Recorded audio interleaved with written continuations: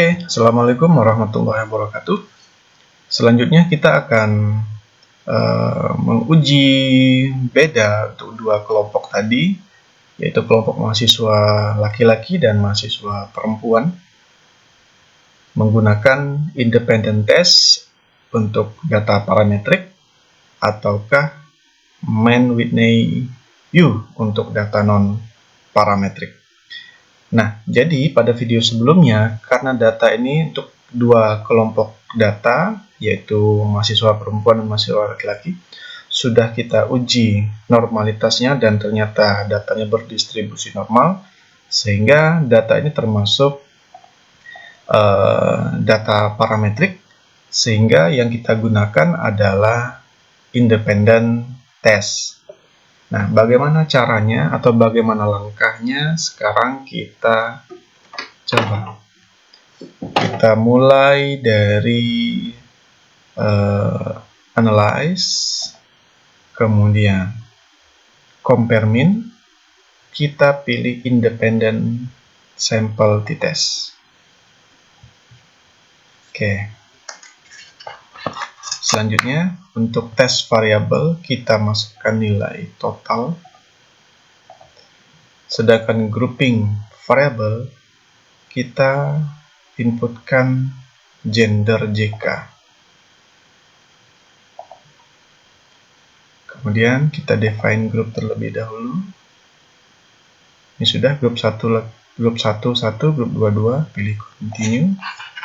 Kemudian Oke. Nah, seperti ini. Ada independent sample test. Nah, di sini ada dua baris yang kita lihat. Ada equal variance assume dan equal variance not assume. Nah, yang mana yang akan kita perhatikan atau yang akan kita lihat atau kita baca datanya? Nah, Bapak Ibu perhatikan di bagian ini, bagian signifikansi 0,815. Nah, yang perlu kita perhatikan adalah jika nilai signifikansi ini lebih dari 0,05, maka data ini disebut atau masuk kategori data yang homogen. Nah, kita perhatikan di sini data signya 0,815, otomatis lebih dari 0,05 sehingga data ini adalah data yang homogen. Nah, jika data Bapak Ibu termasuk kategori data homogen, maka baris yang kita lihat adalah yang equal variance assume. Jadi baris yang pertama seperti ini. Sekali lagi ya, berdasarkan ini data signya ini kalau lebih dari 0,05 maka dia homogen, sehingga data yang kita gunakan adalah baris pertama. Tetapi jika dia datanya kurang dari 0,05 sehingga tidak homogen, maka baris yang kedua, equal variance not assumed. Oke, jadi kita karena homogen, kita gunakan baris yang pertama, jadi data ini yang kita lihat. Nah, ini kita copy, kemudian kita pastekan di Word seperti ini. Dan kita buat kita buat interpretasinya.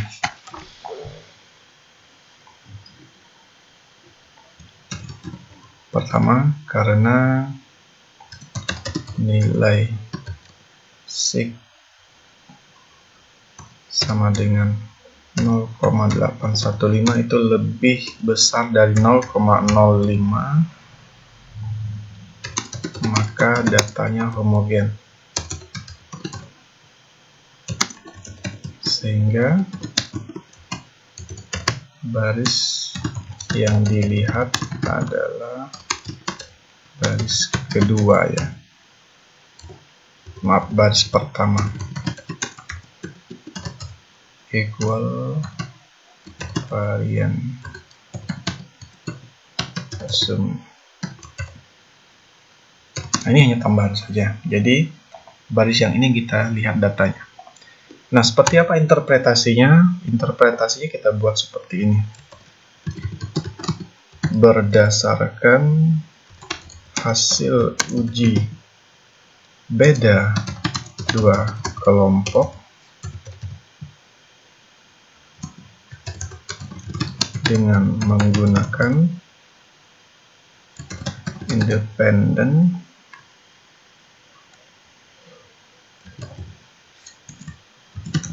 sample test, peneliti melaporkan bahwa tidak ada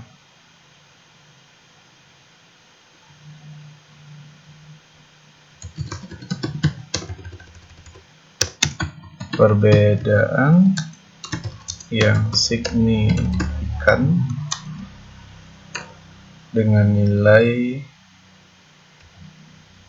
sig ini ya Bapak Ibu ya, kita lihat karena tadi baris pertama, maka nilai sig to tail-nya yang 0,758 dan T-nya sebesar 0,309. Yang ini Bapak Ibu, 0,309 antara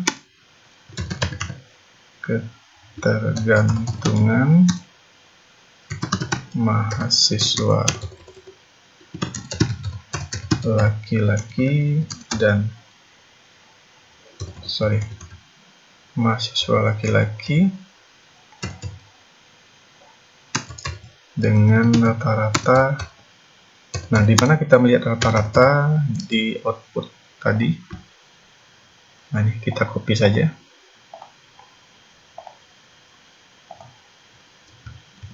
Nah, seperti ini. Rata-rata laki-lakinya sebesar 75 ya. 75,468. Nah, ini kita harus konsisten karena kita menggunakan 3 angka di belakang koma, 0,758 dan 0,309. Maka untuk min-nya kita juga menggunakan 3 angka di belakang koma. Walaupun di sini 4 angka, kita gunakan 3 angka, jadi 75,468. Dan mahasiswa perempuan min 74,932. Dengan demikian dapat disimpulkan bahwa mahasiswa laki-laki dan perempuan memiliki ketergantungan dalam menggunakan ChatGPT dalam mengerjakan tugas perkuliahan. Nah, jadi interpretasinya seperti itu Bapak Ibu. Jadi saya ulang lagi. Pertama kita perhatikan nilai sig yang ini. Jika dia lebih besar dari 0,05 maka datanya homogen, sehingga baris yang kita gunakan adalah yang equal variance assume.